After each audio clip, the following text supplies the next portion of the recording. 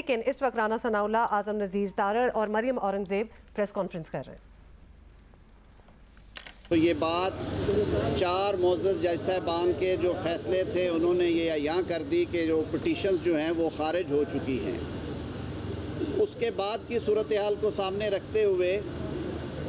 कल जो डेवलपमेंट हुई कि 5 रुकनी बेंच के रूबरू जब मामला आया तो एक मोअज़्ज़ज़ जज साहब ने अपने फ़ैसले के हवाले से ये कहा कि 184(3) के इख्तियारात के इस्तेमाल के हवाले से जो सूरत हाल है और एक जुडिशल फ़ैसला उसमें मौजूद है, जस्टिस काजी फ़ायज़ ईसा साहब और जस्टिस अमीनुद्दीन साहब उसके ऑथर हैं और उसमें एक इख्तिलाफ़ी राय जस्टिस शाहिद वहीद साहब ने दी। तो उसकी मौजूदगी में उन्होंने कहा कि बेहतर है जो फ़ैसला में जो तजवीज़ रखी गई है, जो ऑर्डर ऑफ द कोर्ट है कि फुल कोर्ट मीटिंग की जाए और उसके बाद लाहे अमल तय किया जाए, तरीक़ाकार तय किया जाए कि 184(3) के मुकदमात किस तरह से सुने जाएंगे और बेंचेस की तश्कील कैसे होगी। उन्होंने अपने आप को बेंच से माजरत कर ली वहाँ से बैठने पे। आज सुबह जब 4 रुकनी बेंच बैठा तो उसमें अगेन वही सूरत हाल आई और जस्टिस जमाल खान मंदोखेल साहब ने ऐसे हालात में माजरत की। मुल्क भर के अवाम ये एक्सपेक्ट कर रहे थे कि अब शायद चीफ़ जस्टिस साहब जो कि अदारे के सरबराह हैं और जिन्हें बिलाशुबा इदारे को यकजा रखना है और घर के बड़े के तौर पे सबको साथ लेके चलना है, कि वो ऐसी सूरत हाल में पहले फुल कोर्ट मीटिंग करेंगे जिसका अंदिया उन्हें उनके सीनियर मोस्ट जज साहब ने एक जुडिशल फ़ैसले के ज़रिए भी दिया। और मैं भी एक कानून के तालिब इल्म के तौर पे और इस इदारे में 30 साल गुजारने के बाद बेंच और बार पार्ट एंड पार्सल हैं। बिल्कुल ये मेरा भी ये ख़याल और मेरी ये राय थी कि ये मामला एक दफ़ा फुल कोर्ट मीटिंग में जाए, चीफ़ जस्टिस साहब अपना घर जो है उसको इकट्ठा करें और उसके बाद ये दोबारा हेयरिंग रिज्यूम हो। बाहर कैफ 3 रुकनी बेंच ने जब हेयरिंग रिज्यूम की तो यही मशवरा जो है वो पाकिस्तान भर के वकला की जो आला तरीन क़ियादत है, vice chairman Pakistan bar council, chairman executive Pakistan bar council और इस्लामाबाद में जो मौजूद हाई कोर्ट बार के सदर और बार काउंसिल के वाइस चेयरमैन थे, उन्होंने भी ये इस्तदा की और इसी तरह की इस्तदा अटॉर्नी जनरल साहब ने की। चीफ़ जस्टिस साहब ने अपनी सवाबदीद में ये मुनासिब समझा कि वो फ़िलहाल 3 रुकनी बेंच के साथ ही प्रोसीड करना चाहते हैं। मेरे ख़्याल में हमें कई दफ़ा हकीकत से या जो चीज़ें नज़र नहीं हों उनसे आंखें नहीं चुराना चाहिए। ये एक बहुत बड़ा आइनी मसला खड़ा हुआ है, बल्कि ये एक बहरान की शक्ल इख्तियार किए जा रहा है। तो हम ये समझते हैं कि ऐसी सूरत हाल में जबकि पार्लिमान ने कानून साजी भी कर दी है और वो बिल जो है अब वो सदर मुमलिकत के सामने असेंट के लिए गया हुआ है, मुल्क में जो इस वक्त सियासी दर्जा हरारत है उसका भी ज़िक्र हुआ। इन सब बातों को सामने रखते हुए हम ये एक्सपेक्ट कर रहे हैं अभी भी, मैं समझता हूँ, और आज चीफ़ जस्टिस साहब ने ये अंदिया भी दिया है कि वो अपने दीगर साथियों से, यानी कि जो सुप्रीम कोर्ट ऑफ पाकिस्तान के तमाम जज साहबान हैं, उन्हें कॉन्फिडेंस में ले के ये जो मामलात पिछले 4-5 रोज़ से गुफ्तगू का एक मरकज़ बने हुए हैं उन पे वो बात करेंगे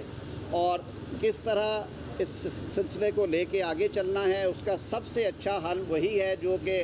बार के भी एल्डर्स और पॉलिटिकल पार्टीज़ डे 1 से ये कह रही थी कि जब ऐसे मामलात हों जिनमें पॉलिटिकल पोलराइजेशन नज़र आ रही हो, जिनमें एक डिवाइड बाहर नज़र आ रही हो, तो कोर्ट को कम अज़ कम उसे यूनिसन में इकट्ठे बैठ के डिसाइड करना चाहिए। ये असल हल है मसाइल का। देखिए, पाकिस्तान जिस मुआशी बहरान से गुज़र रहा है, जो सियासी मामलात आजकल हैं, उसके साथ अगर आइनी बहरान का भी शिकार हुए तो ये हमारे लिए बहुत मुश्किल सूरत हाल होगी। चीफ़ जस्टिस साहब ने कहा कि सियासतदान भी मिल बैठे, हमने कभी उससे इनकार नहीं किया। मैंने तो बल्कि बारहा, और राना सनाउल्लाह साहब भी मेरे साथ मौजूद हैं, कल ख्वाजा आसिफ साहब ने भी यही बात की। सियासतदानों में अगर मेचोरिटी हो तो अपोजिशन के दोस्तों को ये माहौल बनाना ही नहीं चाहिए था।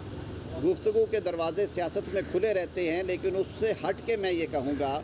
कि आप यही बात जब सियासतदानों से कहते हैं तो यही असूल आपको अपने अदारे पे भी लागू करना है और गुफ्तो शनीद के साथ आप इज्तमाई सोच को रास्ता दें और एक ऐसा फ़ैसला सादर होगा जब सारों की इज्तिमाई सोच इसमें होगी, जो कि इस मुल्क के सियासी तकदीर के लिए, इस मुल्क के सियासी मुस्तकबिल के लिए बहुत मुफीद होगा।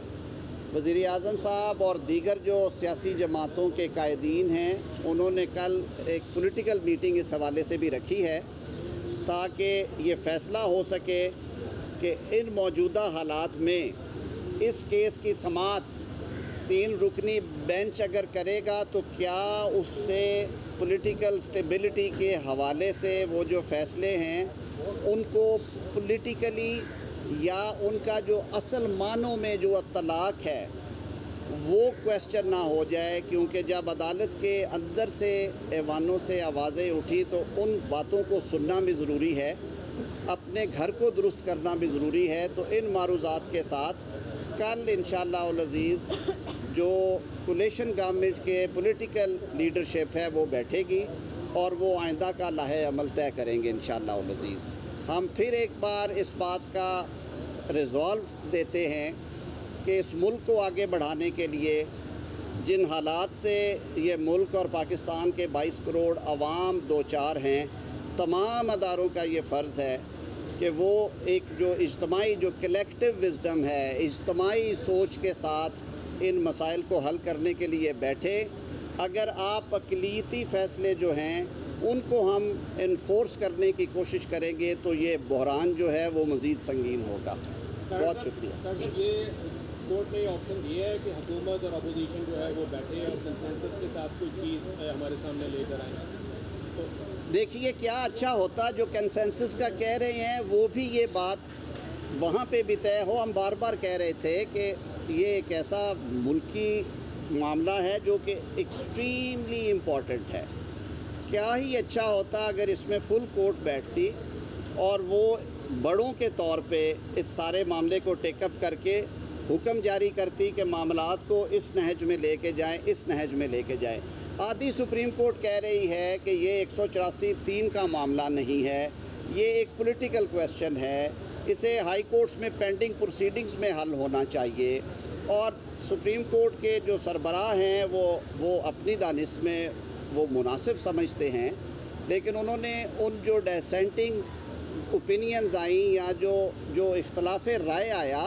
उसको नज़रअंदाज करके वो मामले को आगे ले जाना चाहते हैं। मैं पूरे अदब के साथ मैंने इस निज़ाम में 3 दहाइयाँ गुजारी हैं। मैंने अपने सीनियर से आज यही बात की, वो भी बैठे हुए थे। ये बार की भी आवाज़ है, पार्लियामान से भी ये आवाज़ आ रही है, ये सिविल सोसाइटी सेगमेंट्स भी कह रहे हैं कि हमें पॉलिटिकल टेम्परेचर को ठंडा करने की ज़रूरत है। और उसके साथ साथ ये सारे तबकात कह रहे हैं कि इस वक्त हमें जो हमारा सबसे बड़ा अदालती अदारा है सुप्रीम कोर्ट ऑफ पाकिस्तान, वो इसे भी ऐसे देखना चाहते हैं, इकट्ठा देखना चाहते हैं। यहाँ पे भी कंसेंसस होना चाहिए, यहाँ पे भी इख्तलाफी बात सुनी जानी चाहिए, यहाँ पे भी इज्तिमाई सोच को रास्ता देना चाहिए। तो इसलिए हम दुआ गो हैं कि अल्लाह ताला, आज चीफ जस्टिस साहब ने कहा है वो भी अपनी फुल कोर्ट मीटिंग करे